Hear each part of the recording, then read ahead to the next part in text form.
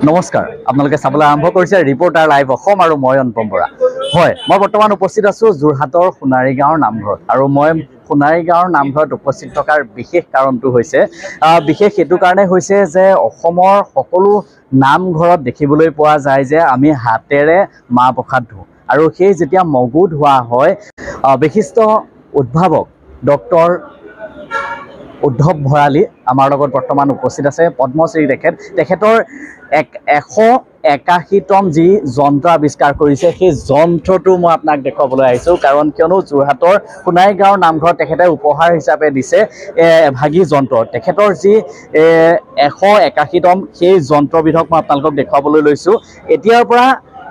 যিমান পৰিমাণে হওক কিন্তু হাতেৰে আপুনি মগু ধোৱাৰ কিন্তু প্ৰয়োজন নাই হাতৰ বহু সময় ধৰি কঁকালৰ বিষত হয় আইসকলে কঁকালৰ বিষল হয় দেখিবলৈ পোৱা গৈছে কিন্তু সেই কঁকালৰ বিষৰ পৰা পৰিত্ৰাণ পাবৰ কাৰণে তেখেতে এটা যন্ত্ৰ যোৰহাটৰ সোণাৰী গাঁওস্থিত নামঘৰত প্ৰদান কৰিছে তেখেতৰ মনলৈ কেনেকৈ আহিলে ৰাইজৰ সেৱাৰ্থে এটা এই যন্ত্ৰ উপহাৰ দিব বা আৱিষ্কাৰ কৰিবৰ বাবে ডাঙৰীয়া মই আপোনাৰ ওচৰলৈ আহিছোঁ এই মনলৈ আপোনাৰ কেনেকৈ আহিলে এই যন্ত্ৰবিধ আপোনাৰ 181তম যন্ত্ৰ হয় এইভাগী যন্ত্ৰ আৰু ৰাইজক তথা ভগৱন্তৰ ওচৰত তেখেতলোকৰ যি মাহ প্ৰসাদ ধোৱা হয় প্ৰসাদ দিয়া হয় সেইভাগী কেনেকৈ আচলতে আপোনাৰ মনলৈ আহিলে প্ৰথম কৰিলোঁ যে এই নামঘৰৰ সমাজৰ সকলো ব্যক্তি অলপ বিজ্ঞানসন্মত মনোভাৱৰ তেখেতসকলে মোক এটা এছাইনমেণ্ট দিছিলে পকা মিঠৈটো মেচিনত বনাব পাৰি নেকি ইয়াৰ আগতে মানে পকা মিঠৈ এই নামঘৰৰ কাৰণে কিন্তু বনাইছিলোঁ তাৰ বিনিময়ত মোক মূল্যও দিছিলে তেখেতসকলে আৰু মোক এটা এক্সপ'জাৰ দিছিলে আপোনালোকক লগ পোৱাৰ এটা সুবিধা কৰি দিছিলে তো তেতিয়াই এই কথাটো আহিছিলে আজি 7 মাহ লাগিলে মই জানিছিলোঁ যে এইটো একদম সহজ হ'ব লাগিব অতি কমটি সময়ত হ'ব লাগিব পানীৰ কষ্ট থাকিব নালাগিব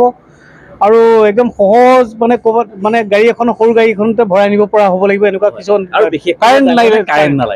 কাৰণ কেলৈ পানী দি আপুনি দিব যেতিয়া কাৰেণ্টৰ বস্তু ব্যৱহাৰ কৰোঁতে আপোনালোকে জানে যে কিমান ডেঞ্জাৰাছ হ'ব পাৰে হয়তো এইবিলাক বিপদজনক কথা তো সকলোখিনি চাই মেলি এতিয়া দেখিছে আপুনি হাতৰ এটা আঙুলিয়ে ঘূৰাই মাত্ৰ 1 মিনিটো নালাগে আপোনাৰ এই আপুনি দেখিছে 5 কেজি মগু ধুবলৈ কোনো কথা নাই 1 কিলো এতিয়া মগু ধুবৰ কাৰণে কিমান সময় প্ৰয়োজন 1 মিনিটো নালাগে আপুনি আপোনাৰ চকুৰ আগতেই দেখিছে 1 মিনিটো নালাগে আৰু মানে 5 কিলো মগুটো আপুনি খালি এক পাক ঘূৰাব লাগে বছ ইমান ইয়াৰ মই নামঘৰীয়া আইগৰাকীৰ ওচৰলৈ আহিছোঁ আইসকল আছে আপোনালোকক কেনেকুৱা পাইছে সেই যন্ত্ৰবিধৰ আপোনাৰ বৰ্তমান সময়ত আপোনালোকে ব্যৱহাৰ কৰি আমি খুব ভাল পাইছোঁ আৰু এতিয়া শাৰীৰিক কষ্ট বহুতখিনি কমি যাব আৰু আমাৰ আইসকলৰো মানে বহুত সুবিধা হ'ব সেইটো কাৰণে আমি বহুত ভাল পাইছোঁ কেনেকুৱা লাগিছে আপোনালোকৰ যি নামঘৰ অসমৰ প্ৰথম উপহাৰ হিচাপে দিছে আপোনালোকে প্ৰথম ব্যৱহাৰ কৰিব অসমৰ ভিতৰত কেনেকুৱা লাগিছে আৰু কি ক'ব খুবেই ভাল লাগিছে আমি একদিনা টুলত বহি পীৰাত বহি ঢাৰিত বহি মাহ ধুইছিলোঁ ইমান কষ্ট হৈছিলে আৰু এতিয়া বয়স হোৱাৰ লগে লগে আমি সেইখিনি কৰিব নোৱাৰা হ'লোঁ গাভৰুখিনিৰ ওপৰত চাৰ্জ পৰিছে তেওঁলোকেও সকলোখিনি আজৰি হৈ আহিব নোৱাৰে কেতিয়াবা আমি মানে নিজে লাগিবলগীয়া হয় গতিকে এতিয়া এই যন্ত্ৰটো অহাৰ পৰা এইটোৱে হ'ব কাৰো ওপৰত নিৰ্ভৰ নকৰাকৈ দুজন বা এজন মানুহে দুগৰাকী বা এগৰাকী বা 3গৰাকীমান মানুহ লগ খালে সোনকালে কামখিনি হৈ যাব এনে আমাৰ নামঘৰত বহুতখিনি মাহ গোট খায় ৰাজহুৱা সভাত সাধাৰণতে 14-15 কিলো 50 কিলো মাহ লাগে 50 কিলো মাহ ধুই পেলাই কমপ্লিট কৰাটো হাতেৰে কম কথা নহয় এতিয়া অন্ততঃ মানুহ বহুত আহে যে অন্ততঃ আমাৰ এই কষ্টটো মানে লাঘৱ হয় আইসকলে কৈছে যে তেখেতলোকৰ যি কষ্ট আছিলে সেই কষ্টটো এই যন্ত্ৰটোৰ দ্বাৰা তেখেতলোকে লাঘৱ হ'ব বুলি তেখেতলোকে উল্লেখ কৰিছে কাৰণ অসমৰ ভিতৰত প্ৰথমতে উদ্ধৱ ভৰালী বিশিষ্ট বিজ্ঞানী বিশিষ্ট পদ্মশ্ৰীৰ বিশিষ্ট বিজ্ঞানী উদ্ধৱ ভৰালীয়ে এই বস্তুটো সৃষ্টি কৰিছে আৰু তেওঁৰ এই সৃষ্টিৰ দ্বাৰা যোৰহাটৰ সোণাৰী গাঁৱৰ নামঘৰত তেখেতলোকে প্ৰদান কৰিছে যে ৰাইজৰ যি এই কঁকালৰ বিষ হৈ গৈছিল সময়ত মাহ ধোৱাৰ ফলত সেই কঁকালৰ বিষ লাঘৱ হোৱাৰ ক্ষেত্ৰত যাতে বেমাৰৰ পৰা পৰিত্ৰাণ বুলি ক'ব লাগিব কাৰণ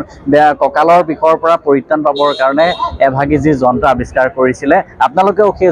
যন্ত্ৰ ক্ৰয় কৰিব পাৰিব উদ্ধৱ ভৰালীৰ সৈতে যোগাযোগ কৰি আপোনালোকে চাই আছে ৰিপৰ্টাৰ লাইভ অসম যোৰহাটৰ পৰা মই অনুপম বৰা ধন্যবাদ ৰিপৰ্টাৰ লাইভ